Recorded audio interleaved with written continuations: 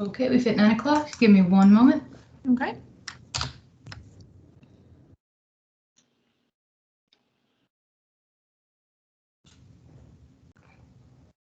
Okay, we're live. All right. Good morning, everyone, and welcome to the Code of Ethics Review Committee meeting. I want to thank you all for agreeing to serve on this committee, and we appreciate you taking time out of your summer vacation to continue this work.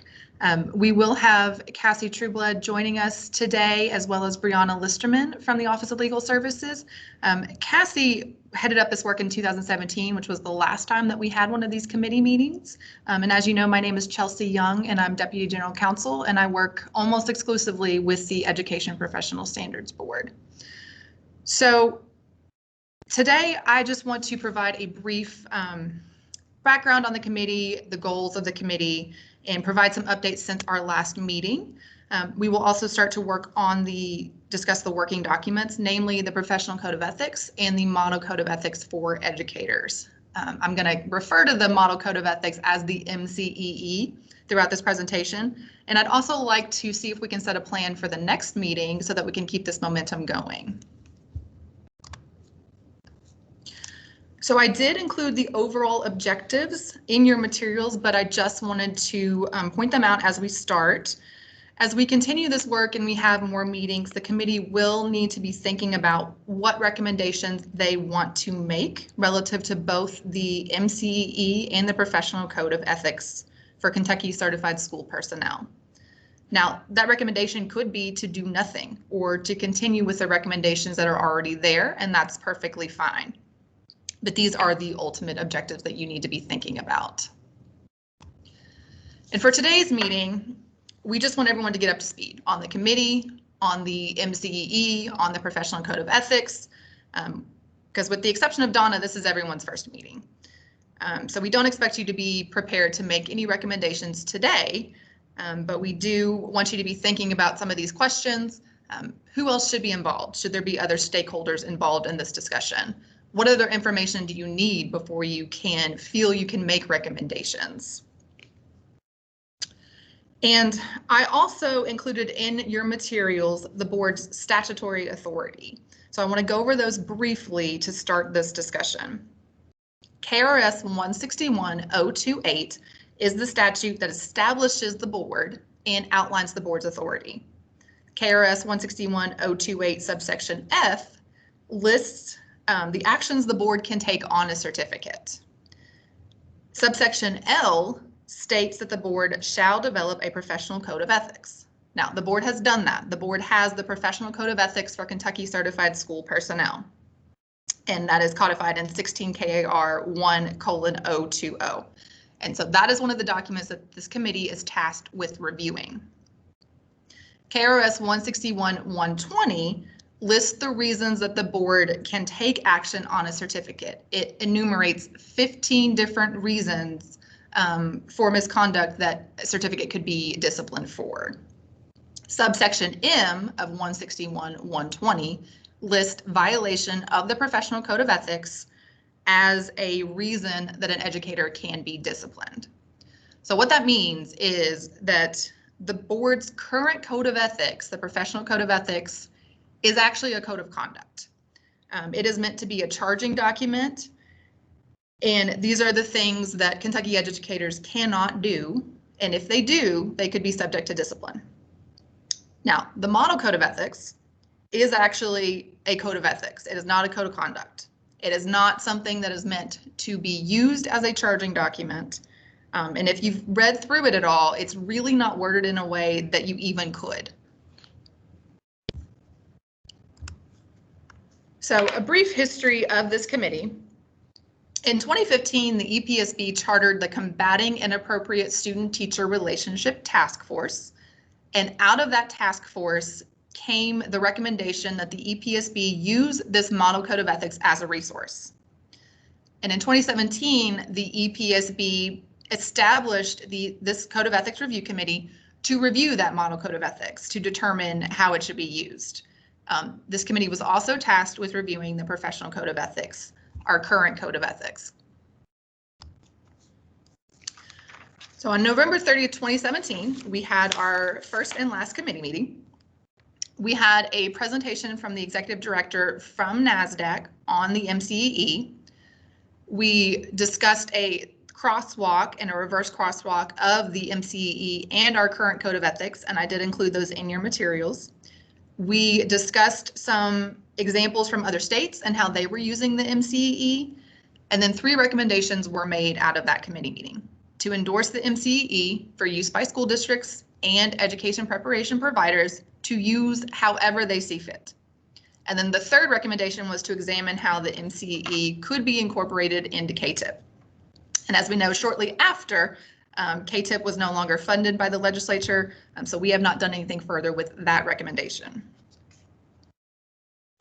And at the February 12th, 2018 board meeting, the board voted to adopt the committee's recommendations, requested that staff publicize the MCEE, and requested that staff conduct a survey on the use of the MCEE.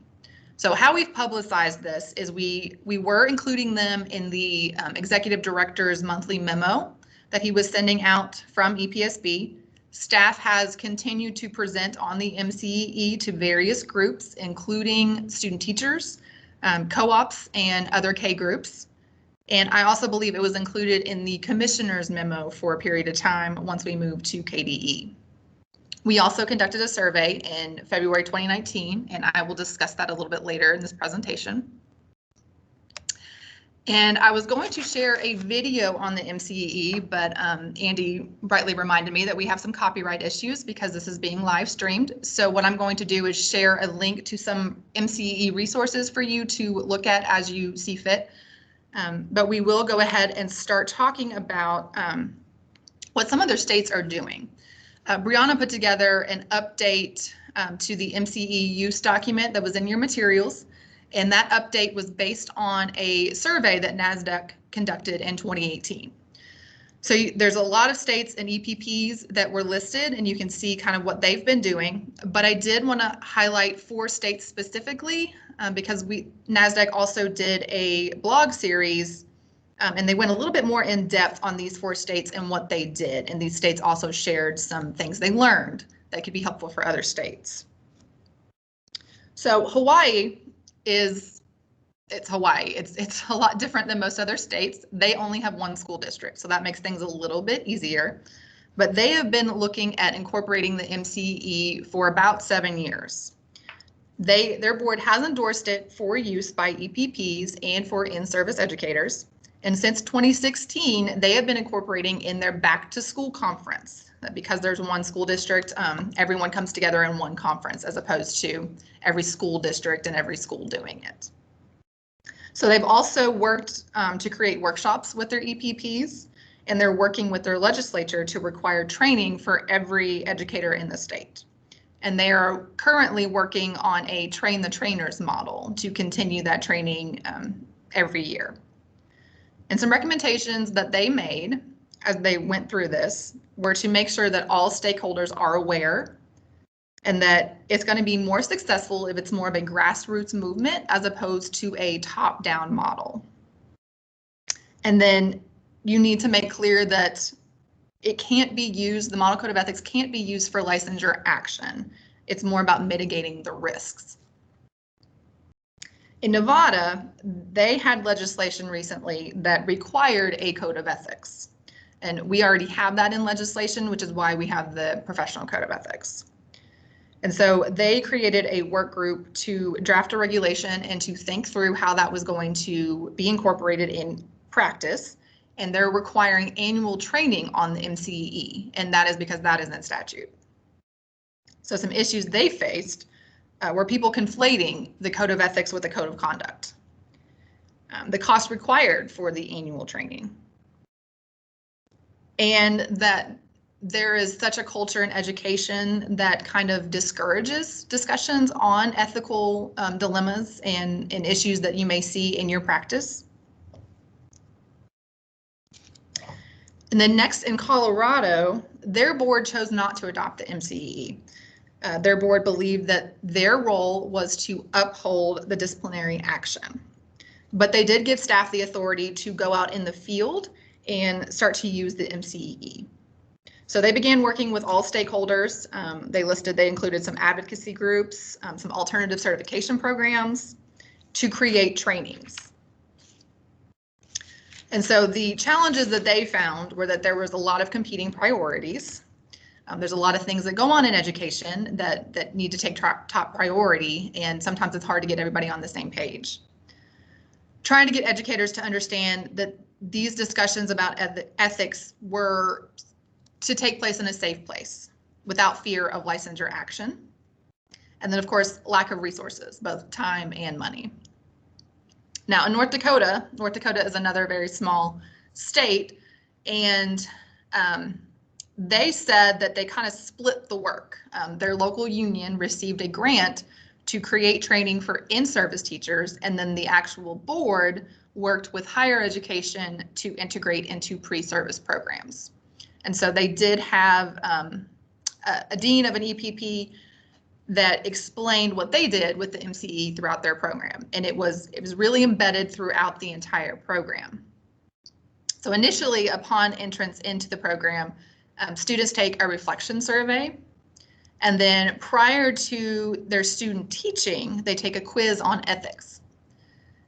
During their student teaching, while they're in the field, they do a project where they look at the school district that they're in, their policies, and the MCE together. And then after their student teaching, they take another reflection survey. And then at the end of the program, they take the quiz again. So it's a continuing discussion throughout their program. Does anybody have any questions before we move on?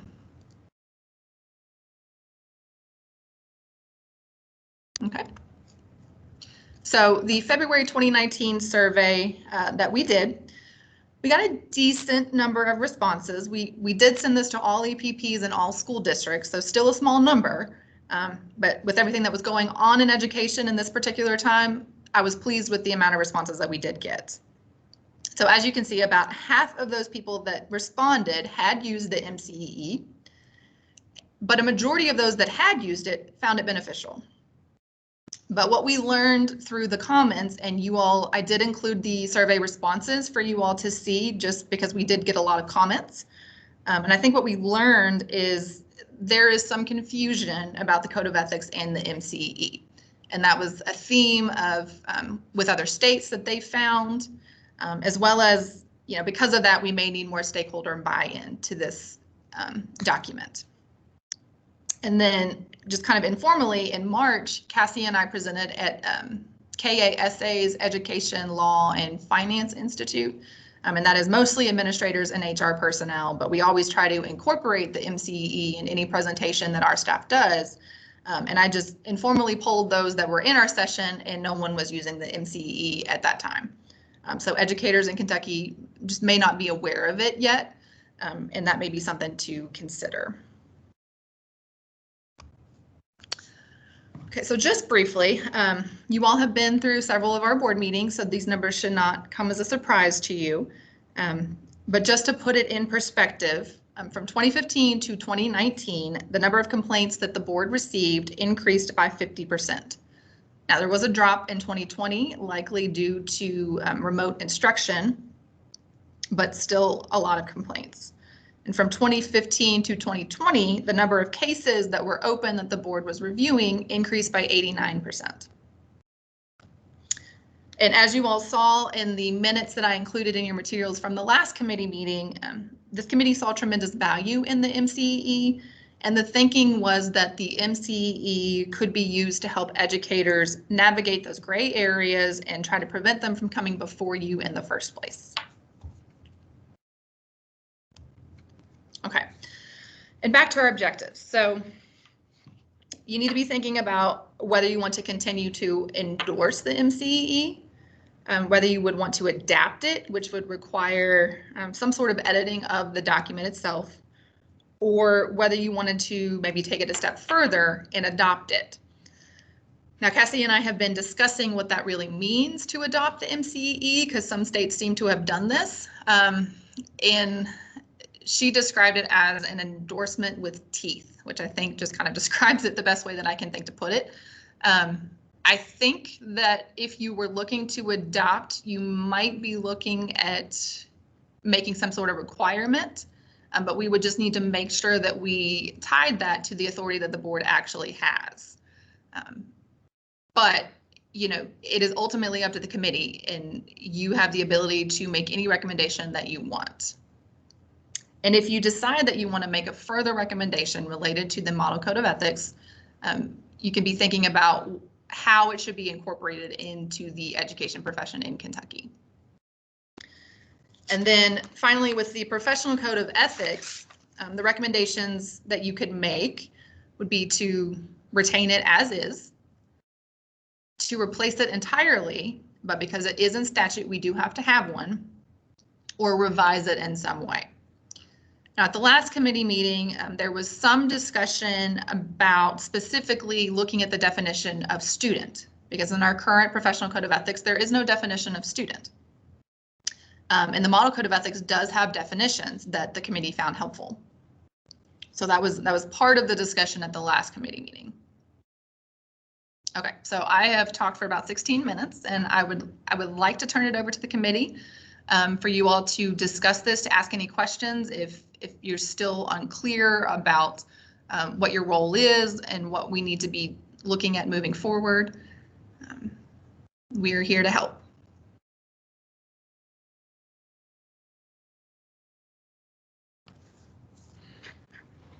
Thanks. I'd like to ask Dr. Hedgepeth, since she was on the board for what was your I read the notes, but what was your overall vision with that board or with that committee, if you would have continued your work? Of course, it's over a year or so, so I'm trying to recollect those conversations. But I do remember the subcommittee at the time, we were excited about the option simply because the current Kentucky Professional Code of Ethics, I think it's in our attachment that was sent to us, you know, the little green card, is just so vague in so many areas. And as Chelsea mentioned, there's not anything really defined. And so when it comes to the board, for us, you know, maybe a situation on our docket and it's an ethics violation, we're like, well, how? And what's the language look like? Because again, it's not very specific. So I remember the conversation of the MCEE option supplementing, complementing, adding to more specific language to help guide us in our decision, and also in training, because, you know, some educators will try to find the loophole because it's easy. In this case, you know, that people define activities and people differently. So that's my main takeaway from that. And yeah, so, and I think just from my experiences with other deans of EPPs, whatever, I think it would take hold because several are just are struggling with how to train, you know, educators who are in the process of learning and being trained to teach. So that's kind of a summary of what I remember. Yeah. And I think that, I know that we polled at a CAC team meeting too. I think there are probably some EPPs that are using the Model Code of Ethics already. I'd say more EPPs are using than school districts at this point to incorporate in their programs. You know, I think also, Chelsea, we may have mentioned in the meeting, we were really starting to talk about social media and technology and how that's probably made the cases go up. Because that seemed to be what we're seeing the biggest change. You know, again, I have a history for over the past 6 years of cases that have come through on the docket, and it's really, you see, it's a lot of the social media cases that are taking over anything else, and that was a challenge for EPPs, thinking in dispositions and assessing that. Should we have a social media policy? Should we? And tie it to a code of ethics that's specific, so they're not confused about what's appropriate and what's not, because not everyone really has a strong compass on that. You know, just because our college graduates are coming from a different era than I did, as far as what's considered appropriate. So I think the technology piece is something that we hope that this can help hone in as well.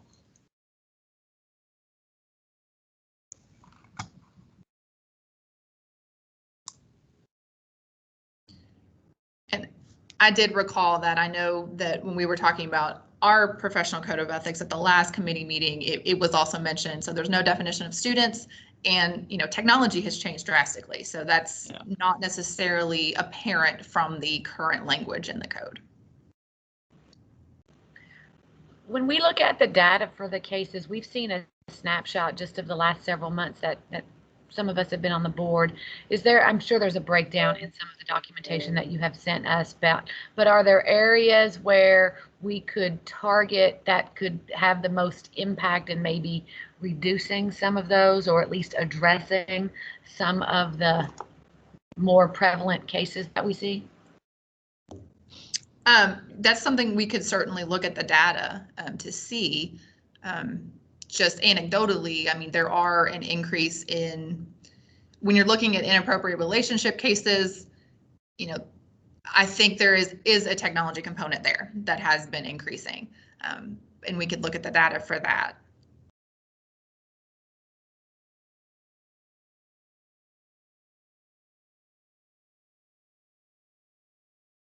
And so when you say target, how would you envision doing that? How would we get that information out there? Well, I don't really know at this point. I'm just thinking of the goal is obviously when it comes to laws and punishment and behavior, a good law will keep people from doing it in the first place because of the punishment.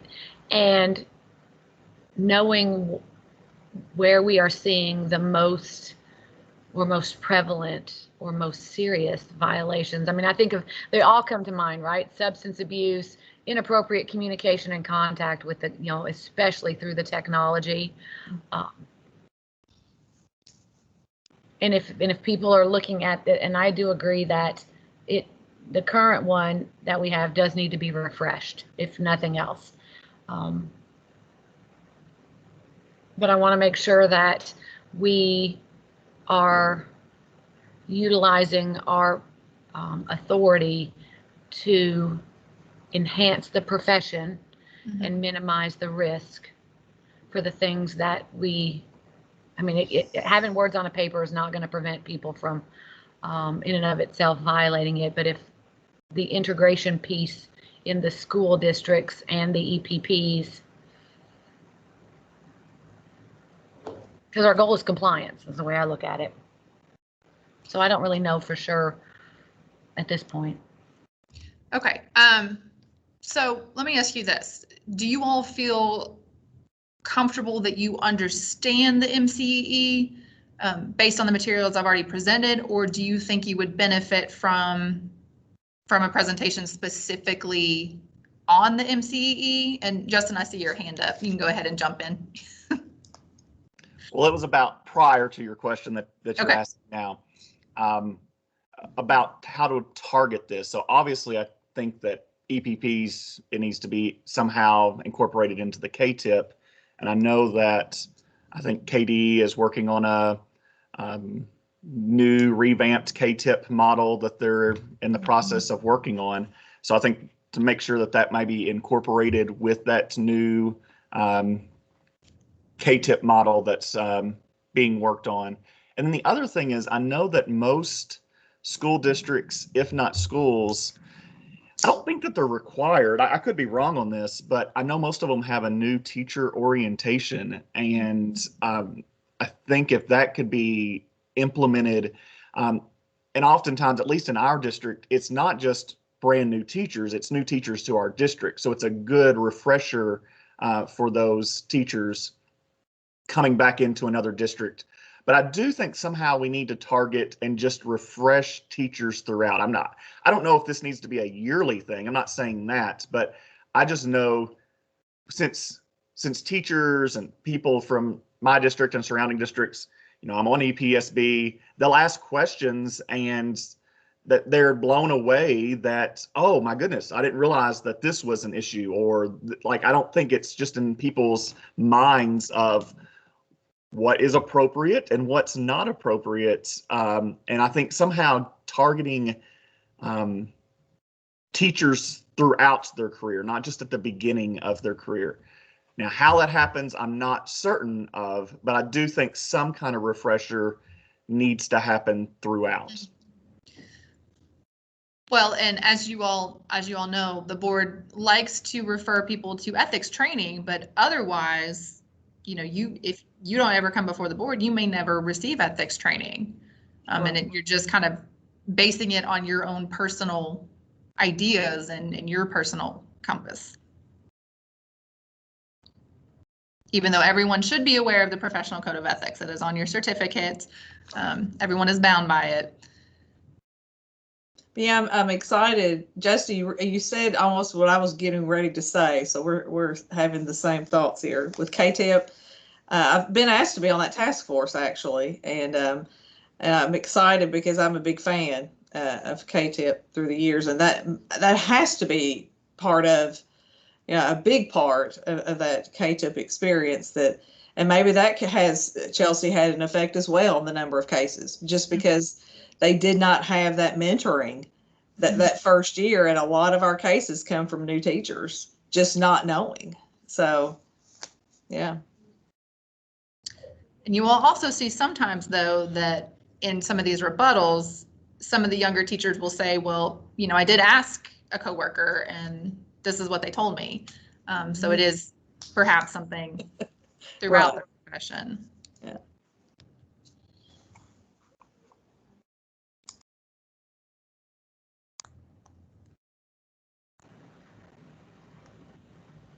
Okay, so we've talked a little bit about, sorry, go ahead, Lisa. I know also in addition to KTIP, the state, at least for non-traditional instructors, they put them through that 2-year state NTI program.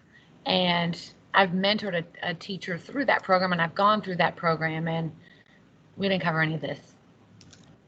So recently, in the past few years, we do have an attorney that does present at those every year and does talk about ethics and incorporates the MCE in some realm, but it is, a 45-minute, 30-minute presentation. So I would think that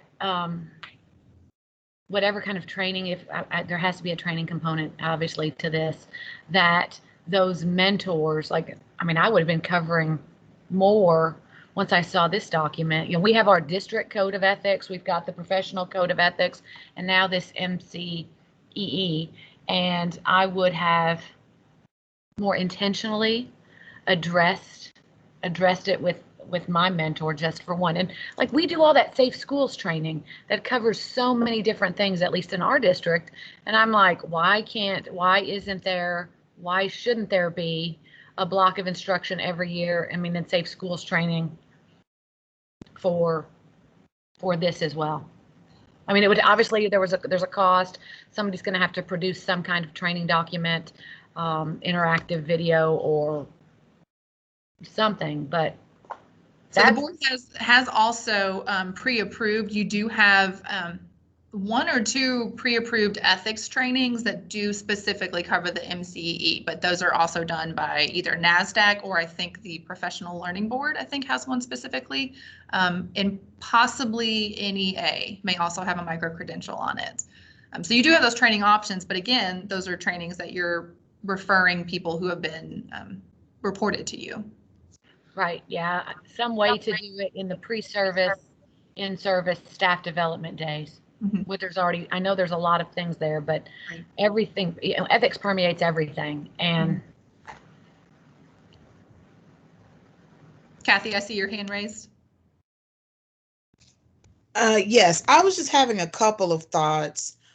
I think my biggest thought happened when they said something about the younger teacher asked a coworker, and then the coworker gave them misinformation. I think, and to be perfectly candid, a lot of times we have a zillion trainings at the beginning of the year and we're just trying to get through them and people are not taking them seriously. It's kind of like a doctor or a lawyer. Until you need them, they're just kind of there. So I wonder if we could have a web page or an email address or something where when teachers have questions, they can reach out and get a correct answer, because at that time they will definitely be paying attention. So maybe instead of having a training at the beginning of the year, we had something where we advertised where this web page is, where the email, whose email address they would use, and how to get answers to those questions when they arise before a teacher asks. Okay. Almost like a FAQ before you do something stupid. I like that.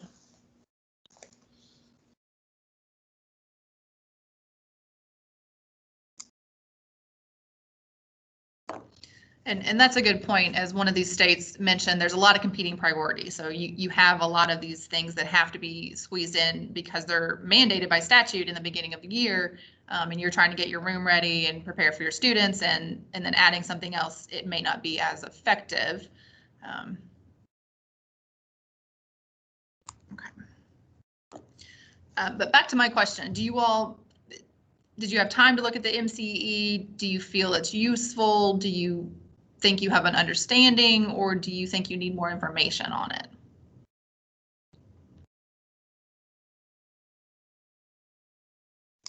Chelsea, it hasn't. How much has there been many updates since we last reviewed? Is it pretty much consistently the same? It is the same since the last time. Now, I do think they're continuing to review to see if anything has changed and they need to update it. I also know that they are working to put out another video series. The video I was going to share with you is just a short video clip that explains the purpose and why they did it and who was involved. But this video series is incorporated. It's kind of it's almost like a training, I think, where it has places where you can pause and you can have discussions with whoever you're watching it with. There's a guidebook that goes along through it. So they're continuing to put out resources, and other states that are looking at this as well are also using resources and willing to share those. But the document itself has not changed to my knowledge at this point.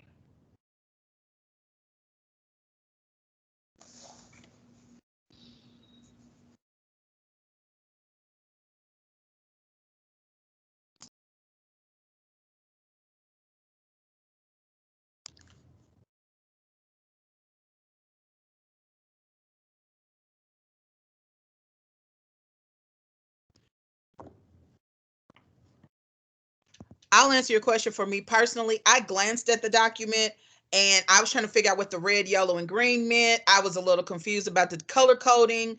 And so I kind of just got a little overwhelmed and stopped reading through it. So if you want to give me an overview, I would be very receptive to that. So I'll go ahead and say that. Also, I know that for me, things are more effective when I understand the why and the buy-in. So if there's history on any of them that don't make, that aren't clear cut, to understand why they were put in or what the purpose serves, that would be helpful to me as well. Okay. So yeah, I think that video would be very helpful. So I will send that to you all. So the highlighting that you saw, those were the crosswalks, and that was our attempt to try to demonstrate in a visual that the current professional code of ethics that Kentucky has does overlap a little bit with the model code of ethics. However, as the committee discussed at the last meeting, the MCE is a very large document. It includes 89 indicators, 5 different principles, so that it covers some of the holes in the code of ethics. But then you go back to that issue of our code of ethics is actually a code of conduct, and that's, you shall not do this. It's a stop sign. You can't do this. But the model code of ethics was meant to be this document, this shared language that educators could use to, if they had a question about, well, maybe I shouldn't do this. If you look under that principle, if it's the principle related to students, and you look at those indicators and it asks you kind of some questions, and you may be able to come to the right answer that maybe this isn't ethical. Maybe I need to slow down and think about this more, to try to prevent them from violating our code of ethics. Is that clear as mud?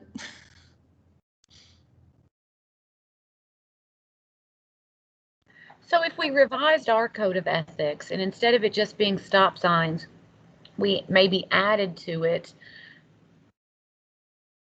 the expectations of appropriateness and referenced it, how would that work? If we just had a little something about acceptable behavior and we need the stop signs obviously, but had some, this is what is expected of you. These are the things that will get you, in trouble. Can it be both? Can ours be both? We'd have to think through that more. I think that would cause a lot of confusion. But then if you looked at the survey results, there was also confusion because there were two documents. And so they didn't understand why do we need both? So I'm not sure that everyone understands what the MCE is in the state. I mean, our goal was to publicize it and the committee wanted people to be able to use it however they wanted. But it also seemed like some people wanted more guidance from the board. Kathy? Sorry. Yeah, I couldn't agree more because we as a profession have a really bad habit of telling people what not to do without giving them instructions on what they should do, whether it's a student, a teacher, or what have you. So I think it would be fabulous if we had, okay, if you were considering this, here are some alternatives that you might consider in their place, in place of doing that. Or here are some people you might talk to in your building or in your university that could help you come up with ideas for your particular situation. I just think that is a lot more helpful than just telling people not to do something. So I just couldn't agree more as far as the effectiveness. It's almost a gotcha when all you do is tell people what not to do, because then you can say, well, I told you not to do that, but then you didn't tell me what I was supposed to do. So you kind of left me hanging on my own. Mm-hmm.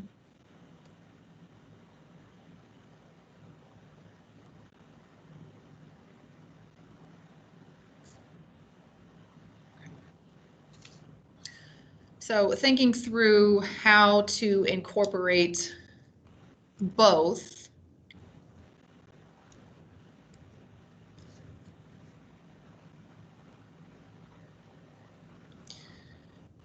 So another question I have, and Kathy, you've kind of alluded to this, is, so the last meeting, the committee asked us to publicize the MCE. And so we did what we could, but then a lot of transition happened and we haven't been doing it consistently since. But what is the best method to reach educators? Is it another email from us? Is that something you're going to, I see you shaking your head, are going to read? What is the best way to get this information out there? So I want to. Go ahead. No, you're fine. You're fine. So I'm a principal of a 612 school in Jefferson County, the largest school in the county. And so I think, and I don't know, my principal colleagues may want to throat punch me by saying this, but I do think that there's more buy-in when it comes from someone in their building that can, the word spin is not correct, but we can kind of spin the dream a little bit. Kathy mentioned the why, and that's one thing that I've been thinking about is, everything that we try to do as leaders is to create buy-in, and the only way to do that is to show them that there's a need. And so I'm thinking I'm thinking like very specific data points that like this is an increasing, growing problem. I think I'm automatically going to have some buy-in in my building, obviously, because I serve on the committee and they know that, but keeping in mind that that's not going to be everybody's frame of reference. And so, I think concrete data like the increase of the amount of violations, if you will, because I'm going to be honest, as a principal, we are required, at the beginning of the year to present the code of ethics to them in the framework of the certified evaluation plan, right? And it is a whirlwind of a day or two, and it is,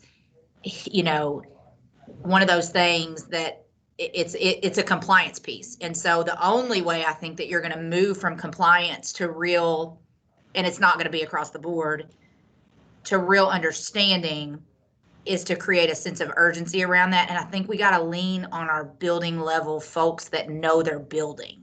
That's just my opinion.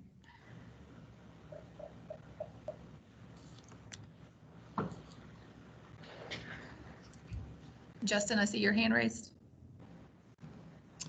I agree with Tracy and Kathy on what they're saying. One thing I just encourage to think about as a role of being a teacher myself, I know that there are so many things that are probably given to administrators to then pass down to teachers that oftentimes they don't actually get to the people themselves or the teachers. And I know a lot of the cases that we see end up being the teacher themselves, not all the time, but they're teacher cases.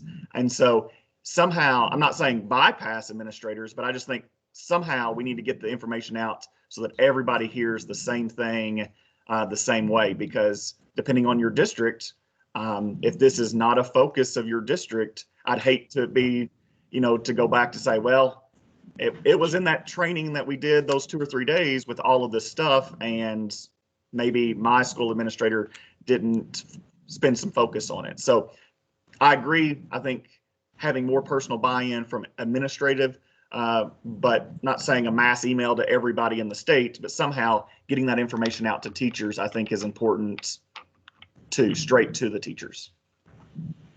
Okay. Is there a way, and this may be completely superseding any jurisdiction we have in this committee, but is there a way to make some sort of, I hate to say mandate, but the proof is in the pudding there that the cases are increasing pretty exponentially. Because I'm thinking about, I think it was Lisa that said, we do bloodborne pathogens, we do harassment, we do, and I get it. It's a mundane thing that we click through, I don't know. I don't know if that's the answer, but I do think that what gets monitored gets done. And I know, if there's a checklist of things that I'm required to do and talk about and present, I don't know. So I'll let Cassie jump in case I misspeak, but the board doesn't necessarily have the authority to mandate training. Yeah. For current educators necessarily. There may be some ways we could do that if it was tied to certification. Okay. But it's possible we could make a recommendation to the Kentucky Board of Education if they have the ability to do that. But those mandated trainings usually come from legislation from right. That's right. And I don't even know that those mandated trainings are the answer, because I do agree they're thrown at us. There's a lot of them. It's at the beginning. We never talk about them again. I don't know.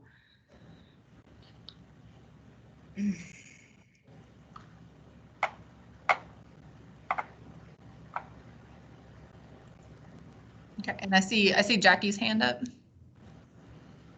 Yes, I had a couple of ideals, and I don't know, if they'll fly or whatever, but can any of this be presented to our local unions, and they put it in their newsletter? And then the other one was, this can be overwhelming when you look at the whole docket, the whole, all the material. Can it be condensed, to the teachers? Or can it be presented like, can we break it down by, I guess, principal one, discuss this, throughout the whole school year. And then one way that I tend to retain or look at things different is if we do like a video that might be kind of funny, but yet serious, to kind of capture the interest of the teachers, but just coming and just going over these materials, don't do this, you can't do this, it's going to go right over me and out the back door. So to your points, I will say that is one of the questions that I wanted you all to think about and let us know. Do you think there need to be other stakeholders involved in this discussion? And so your local associations, if they were involved, and how they could use this document and send it out to their members. Well, what about, don't superintendents meet with the commissioner as well, kind of regularly? The superintendent's webcasts, I believe. Oh, okay, yeah. I don't know, I mean. And then as far as condensing it, I do believe that at least one state that we had surveyed has done that. But also, this was presented to you as a PDF, and it's 5-10-page document. They also have brochures where it's a little bit easier to read format that maybe people may be more receptive to. So a couple of options that you have. Kathy, I think you had your hand up next.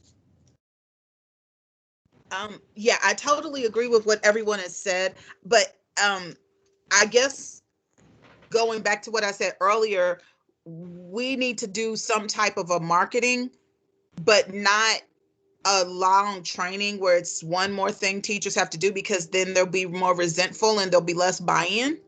But, kind of like the child abuse hotline, like everyone knows the child abuse hotline and what the number is and where the number is, because they're magnets, they're flyers, you know where to go in that email if you have to call that number, or if you have to submit it electronically. I know personally, I never heard of the MCEE until I got the meeting minutes on this committee. And I consider myself to be rather involved. So it was surprising to me that there was something in addition to the code of ethics that was out there. Because, and I mean, I've not been one who's had an issue, but I know a lot of people that have, and having access to something that could keep you from having an issue would be great. So if we did something like, when in doubt, reach out, the MCEs for you and me, something quick and catchy, and here's the website to go if you have questions, that type of thing, because truth be told, no one thinks they're going to have an issue until they're in the middle of an issue.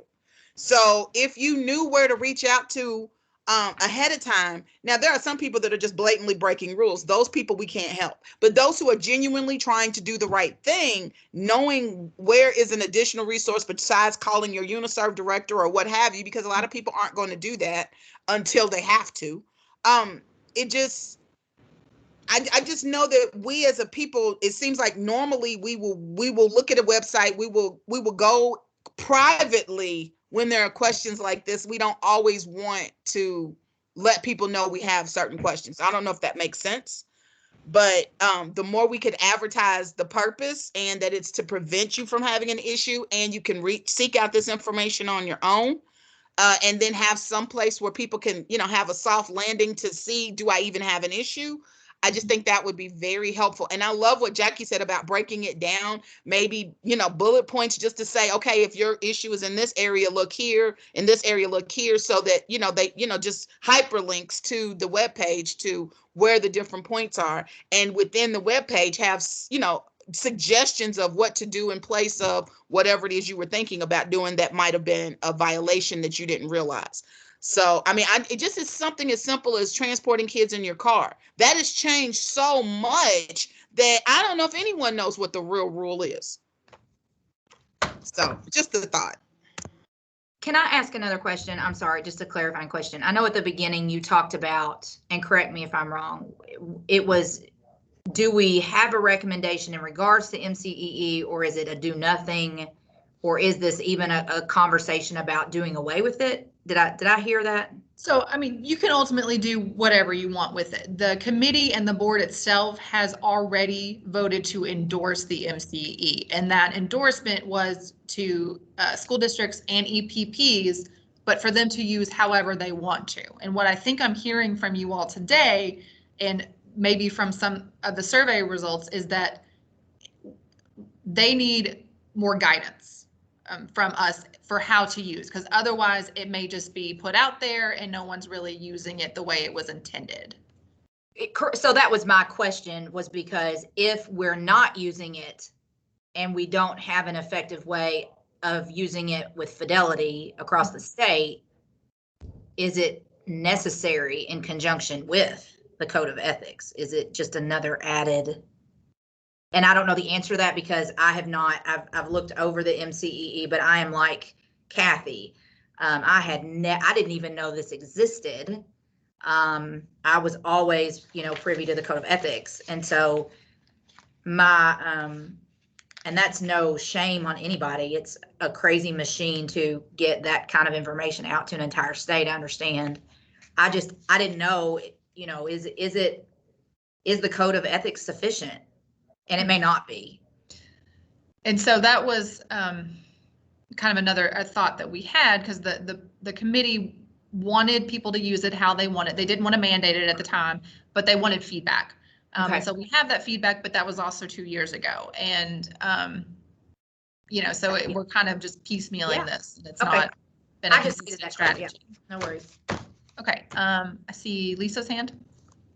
So I'm thinking outside the box, right? I'm listening, and it may or may not be anything that's doable, but I heard you say that the board can't mandate training unless it's tied to certification. Correct? Yes, I believe so. Cassie. Okay. Yes, so when we're talking about mandating training, a lot of times what we're talking about is that professional development that is required for districts and teachers and different levels of educators. And that is actually, most of that is in statute that has come from the legislature. When you get to your bloodborne pathogens, I know that there's suicide awareness trainings, things like that. Those have been mandated down from the legislature. So we would actually have to request the legislature to put something like that in statute. However, this board does have the ability to do the trainings through the educator process, but you also have the ability to set the standards for obtaining and maintaining a certificate. So there's the possibility to explore having a training tied to either one of those, as well as a requirement for your educator preparation programs and their approval process. Awesome. That's exactly where my mind is going. We're getting ready to have this entirely new online certification system. Is there a way that we can embed these trainings that we're talking about into that component where they have to successfully complete those trainings tied to their certification, instead of at the beginning of every school year for every single person? It would be cyclical based on what their renewal or certification date is that, even before I spend too much time and energy thinking about it, is that even doable? So that is something I think that this committee can look at if that's a recommendation that you want to make. Ultimately, and I think Chelsea already touched on this committee would make recommendations to the full board of how you want to proceed in regards to this. But right now, your renewal requirements for most teachers are going to be covered by Regulation 16 KAR 4060. And in that, it has pretty much the ability to renew based on 3 years of teaching experience within the last 5. So you complete your application for renewal, you show that you have that experience, or in the alternative that you've completed 6 hours of college credit that is going to apply for a renewal. So if we're talking about maybe adding in an additional, like you've completed an ethics training component, that's something that the board could look at the potential of doing that in that regulation as well. Now that one is specific to teachers, so you would most likely want to also look at the renewal for administrators and others, but that is definitely something that this committee can look at in your recommendations. Okay, thanks. You're welcome.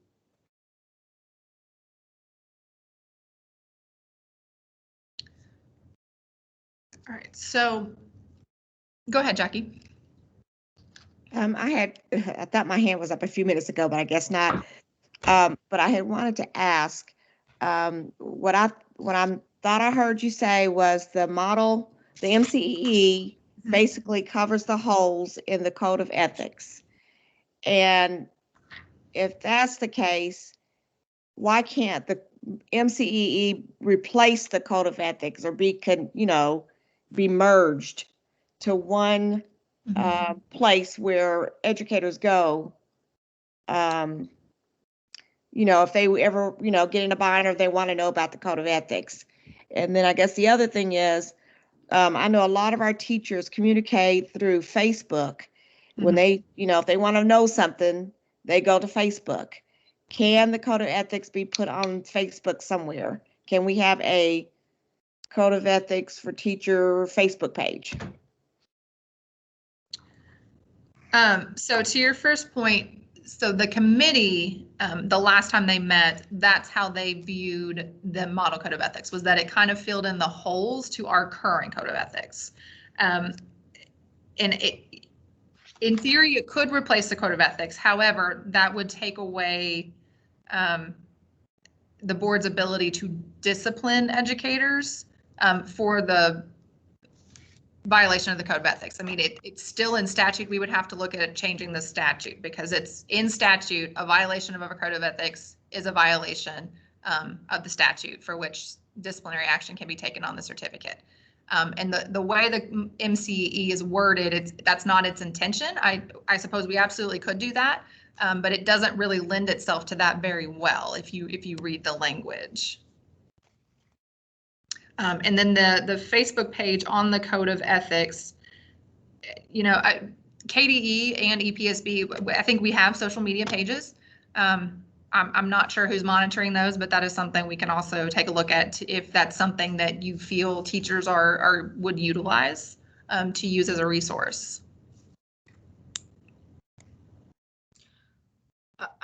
Okay, I have one more question. I'm sorry. I'm still kind of hung up on the if one, why both kind of thing. And so and I understand there's a video you're going to send us.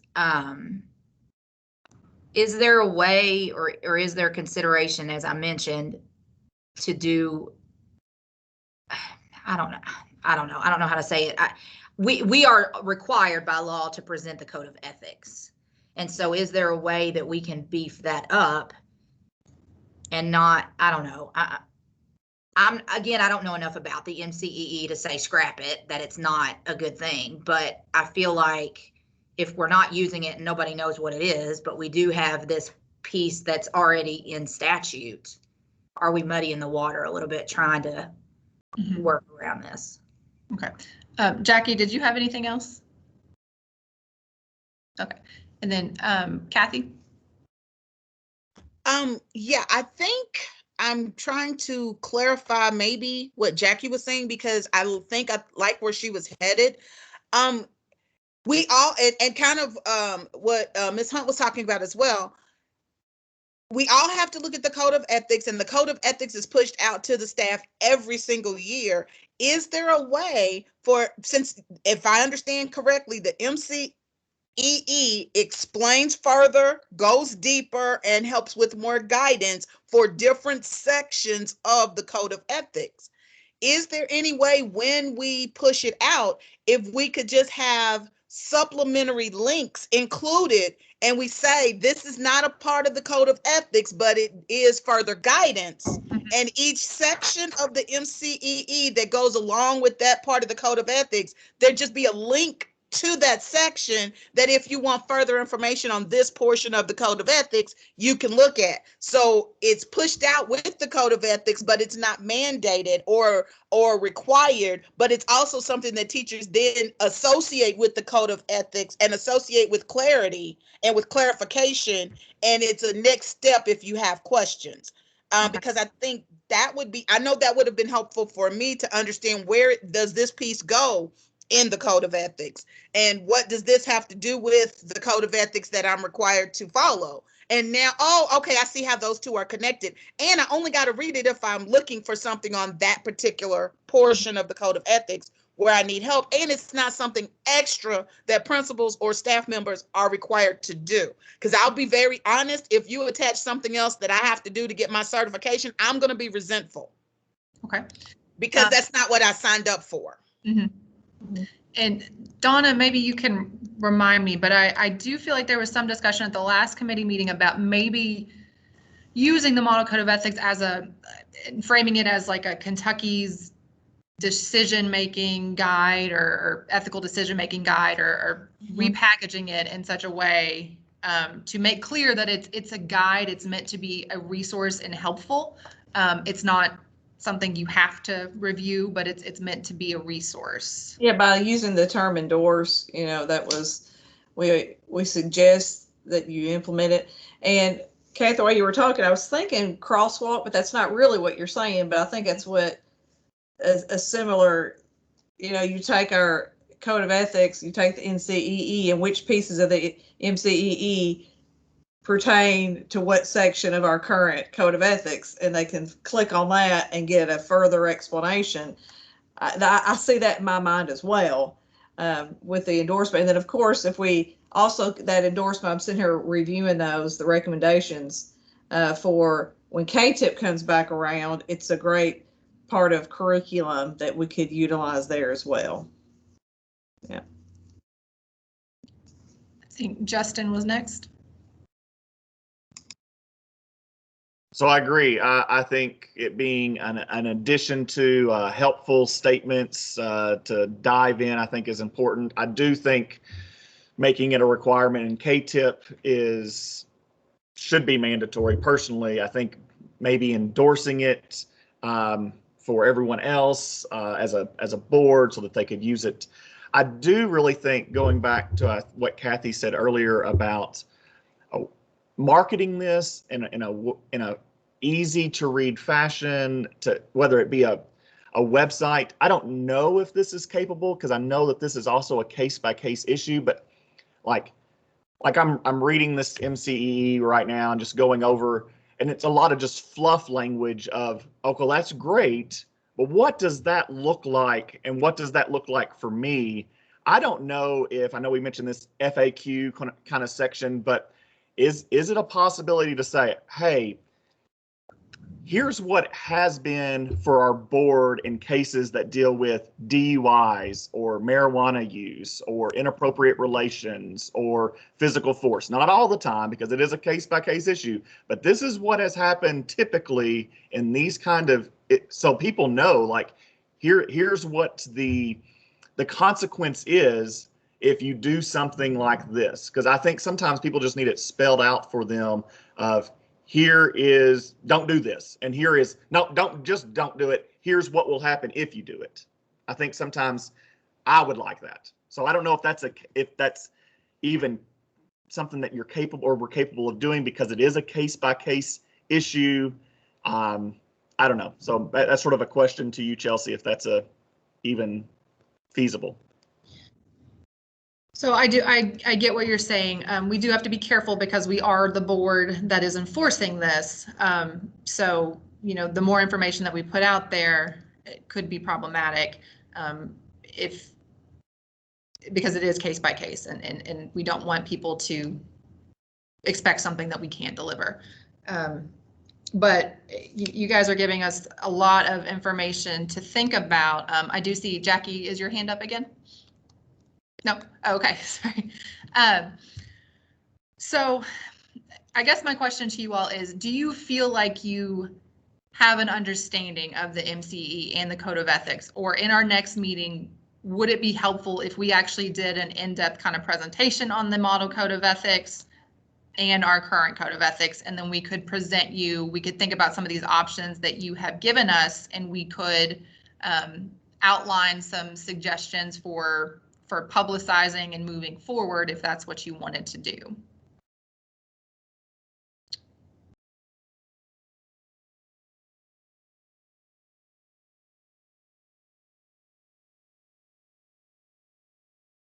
Can I reserve my response until after that video that you send us? I wonder if that video may be very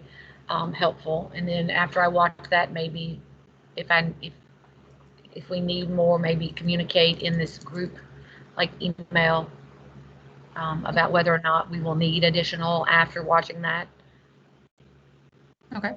Do you think that that's pretty helpful? That's fine with me. I don't want to overload your emails. I know you all get a lot of emails from us. So I want to hear everybody else's thoughts on communicating in the summer when you're trying to take a step away. Email's fine with me. It's a few extra, it really doesn't matter at this point. So yeah, that's the best way for me to stay on top of it and give feedback.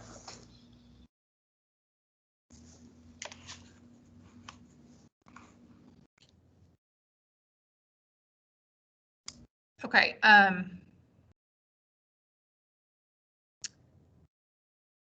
Would you all want another meeting this summer, or would you want to push it to after school started and you have a better idea of your time commitment during the fall semester?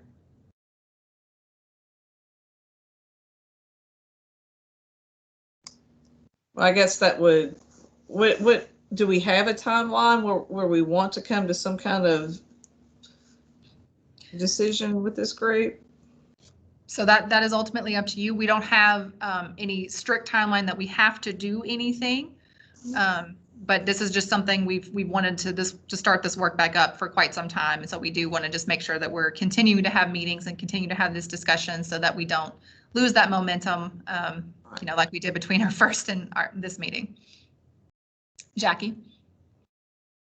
I guess my preference would be to not meet again this summer, because a lot of us, well, not a lot of us, but some of us who are teachers, we are giving up a lot of our summer by teaching summer school due to the NTI and the loss of, so we really need as much of our downtime as we can.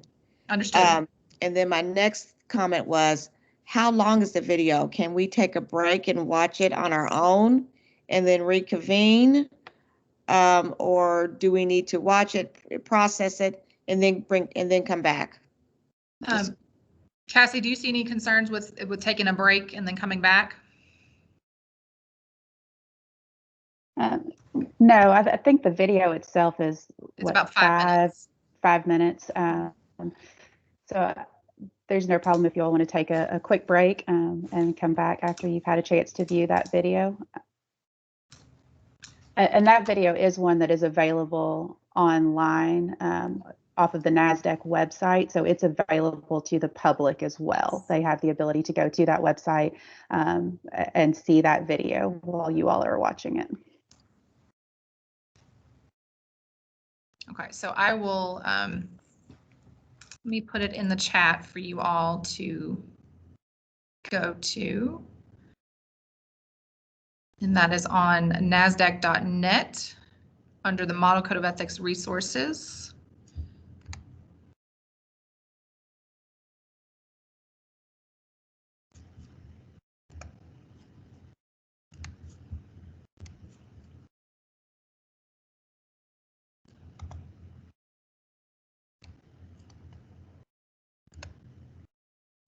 And it is about halfway down on that page. It says Model Code of Ethics video, I believe. And it was created in 2017. So if we want to take maybe a 10-minute break, if you want to use the restroom, grab a snack, watch the video, and then we can come back and see if we can try to set a plan for the next meeting and how you want to proceed. Okay.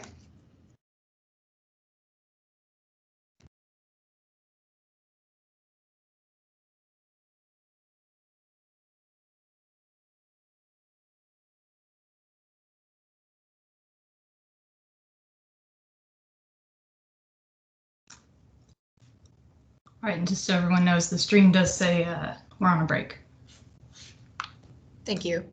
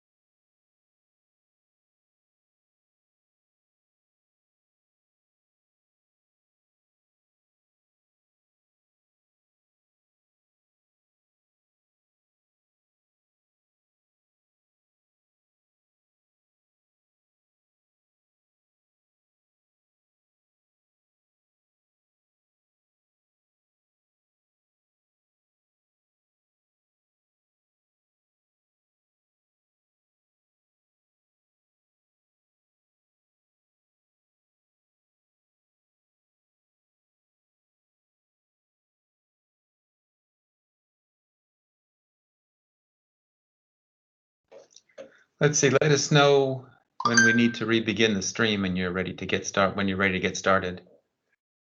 Okay, thank you. I think we are still missing Tracy, Kathy, and Jackie.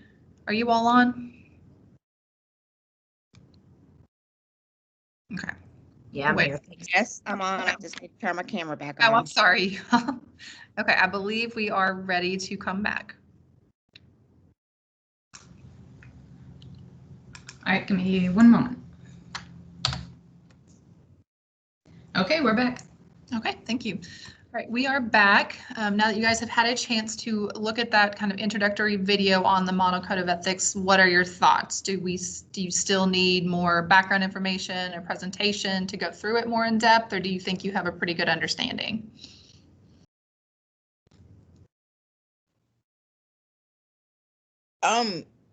I watched the video and I also looked through the pamphlet, and it felt very vague.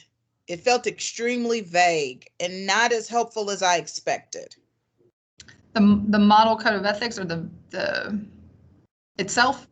I mean, the video basically said code of conduct versus code of ethics. They're not the same. And it consistently just continued with that theme, and that other professions have, you know, a code of conduct, and we needed one as well. Our code of ethics, and we needed one as well. I didn't feel like it, if we weren't having this conversation after I watched that video, I would have forgotten about it. Okay. It did not change my need to know about the MCEE. Okay. I agree. And it kind of made me feel like, okay, so if I'm in a dilemma, what do I do? Okay. It doesn't really direct me or lead me or inform me, not very informative, I guess. But it was helpful as far as how it got started, what the reasoning behind starting it, and who should be a part of developing this. Right. And that's always been my thought behind the video. I like to share it because I'm not an educator, but those were educators that were in the video, and I think it's important for that to be heard so that everybody that's watching it understands that it's not coming from the lawyer. This is something that was created by educators and for educators. Okay, so I think I'm hearing that you all need a little bit more information on the Model Code of Ethics. And so we can work to try to go more in depth at our next meeting, as well as looking at our Code of Ethics. And then we could be prepared to come back with some follow-up on some of your suggestions and options for you all to look at about how we want to move forward. Does that sound like a plan, or do you have anything else in mind?